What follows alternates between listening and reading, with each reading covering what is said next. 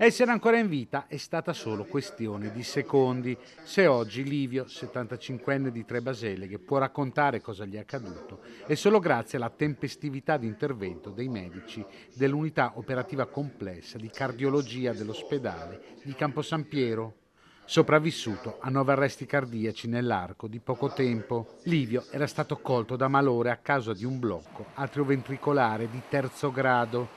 Subito soccorso dai familiari che gli hanno praticato il massaggio fino all'arrivo dei sanitari.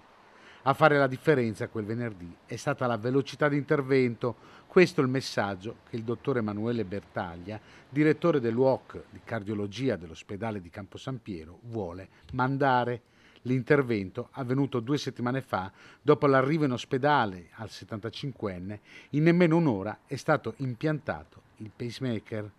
Dopo un paio di giorni il paziente è stato dimesso dall'ospedale di Camposampiero ed è tornato a casa e ora sta bene.